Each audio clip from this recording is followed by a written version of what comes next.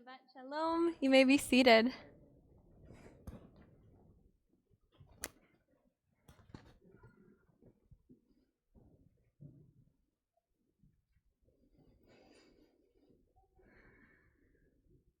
At the beginning of Thanksgiving, my dad and I spent hours sifting through genealogical records, trying to find his paternal grandmother. During the pandemic, I read Danny Shapiro's book, The Inheritance, which inspired me to subscribe to myheritage.com and to try to find out more about my family history. My dad remembered that he called his grandparents Grandpa Louie and Grandma Becky, but he didn't remember his grandmother's maiden name or where exactly she was from. He told me when he was growing up, they used to always show up for visits unannounced, at which point Grandma Becky would get very upset that they hadn't given her any notice and proceed to make more food than anyone could consume, certainly not in a day and probably not even in a week. Unfortunately, you can't search for Grandma Becky who cooked too much food and sometimes yelled in Yiddish on myheritage.com. I'd found countless Grandma Beckys in countless historical records, but none of them quite had enough information to be sure they were mine.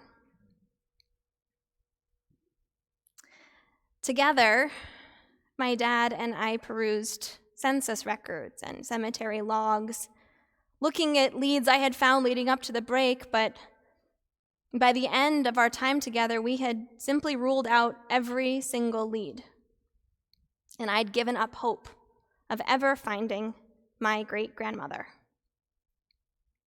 We shut down the computer and talked about how challenging it is. That often once you realize you have a question, once you realize there's something you want to know about your family, it's too late. The people that knew the answers are gone. And without those memories, it's really hard to find the information you're looking for. I walked upstairs and into my childhood bedroom, started picking out books and childhood journals to bring back with me to Boston. And as I reached up into my closet and pulled down book by book, a packet fell out onto the ground. I picked it up and opened it. It was an interview. An interview written in my 11 or 12-year-old handwriting, with pages intermittently written in my mother's neat hand. An interview that I must have done with my grandfather, my father's dad, when he was alive. There were all sorts of great questions and answers about his time in the army, about his work, translating codes and sending messages over the radio, about how he met and fell in love with my grandma Estelle. And miraculously, a whole page about his parents. There it was, my grandmother's name, Rebecca Gershinoff.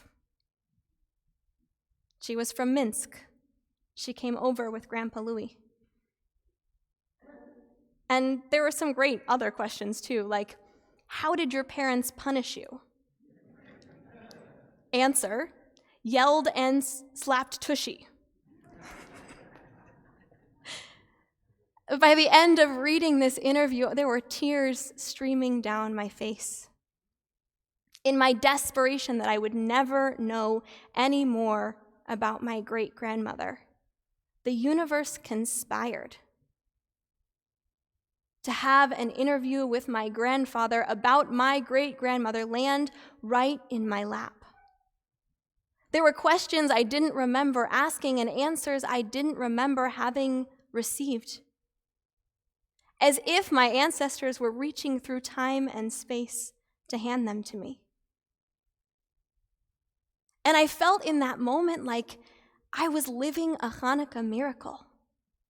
Like I had a glimpse of what it might have felt like for our ancestors when they walked into that desecrated temple, sifting through rubble and destruction, grieving over the loss of what could never be recovered. And I also had a glimpse of what it must have felt like to stand in that temple, to find that last cruet of oil, to know that they couldn't bring back all that was, but not all was lost. I raced down the stairs yelling at my dad, Dad, you won't believe what I found, as I raced to get to the computer. I fired up myheritage.com thinking, this is great. I have her full name and I have where she come from. Surely I can find more. Probably I can find her parents, maybe even her grandparents. I plugged in her name into the computer, what I knew, pressed enter. Nothing. I have her name, but no more. It was both more than I ever expected to find and not enough at the same time. And I realized that when I started this genealogical research, I didn't just want to know names. I wanted to know my ancestors. I wanted to know all the people that I surely would have loved but never got to meet. And I didn't just want to know what year they were born or in what city. I wanted to know who they were, what they yearned for, what values they lived by. I wanted to know them. So great, now I know my great-grandmother's name is Rebecca Gershinoff. But I don't know anything. I don't know why she left Minsk, why she chose to come here, why she landed in New York, how she met Grandpa Louis. Did they fall in love? What did they love about each other? I know nothing.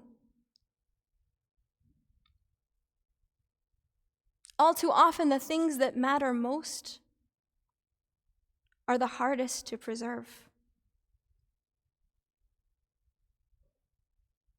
In truth, all of us live lives in which we are deeply known. We're known for the work we do, the relationships we build. We're known for our values. We're known for the way we walk and the foods we like to eat and the places we like to go. We're known and our stories matter. And then we die. And within a few generations, our stories are erased, worn over by the ravages of time. All that's left, a name, a few documents. But what if we could store away a little bit of oil? What if there was a way for us to preserve our stories? What if there was a way to ensure that in some future date, a great-granddaughter could read our story? What if there was a way to make sure that in some future reality, a great-great-great-grandchild could hear our voices, listen to our song?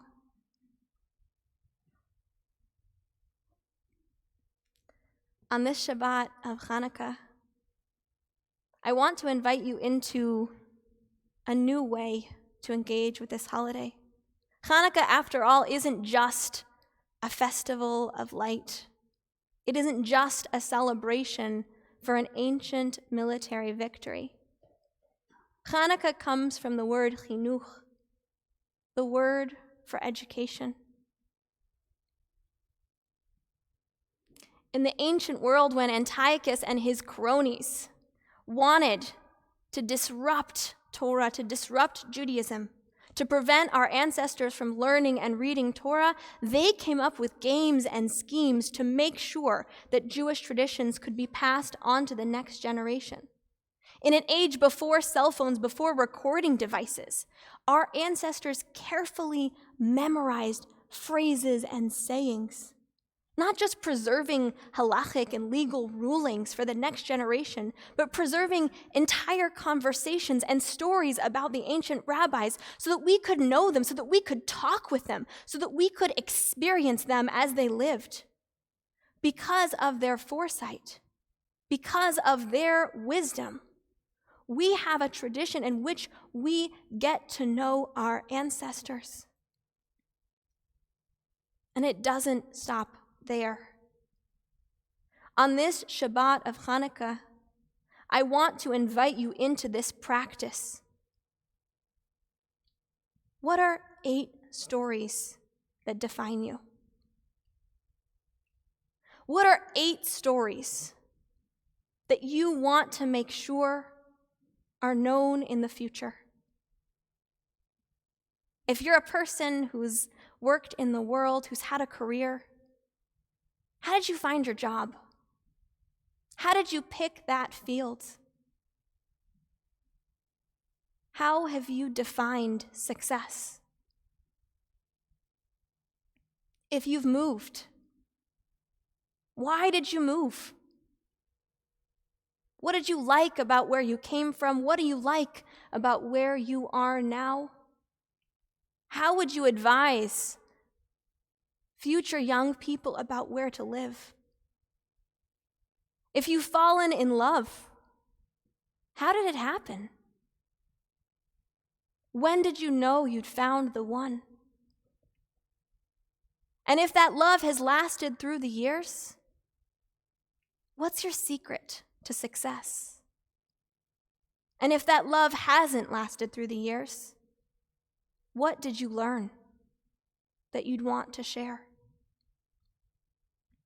Think about what you appreciated most about your parents, about your grandparents, about your great-grandparents if you knew them. And what about the stories that defined you as a young person? When you were little, what was the funniest thing you can remember? Your greatest struggle, your greatest triumph, and don't forget to include the silly things. Your favorite foods, your favorite activities for a Shabbat afternoon, your favorite hobbies. Don't just remember them. Make oil. Pack it away. Write it down or record your voice or record, even better, a video of you and give it to the next generation. Make sure that they have it. Make sure that you're spending the time to share these important stories. There used to be a makeup commercial. You buy this makeup because you're worth it. Write down your stories because you're worth it. Your story matters. Your life matters. The future deserves to know you. And if you don't share your story, who will? Shabbat Shalom. Please rise.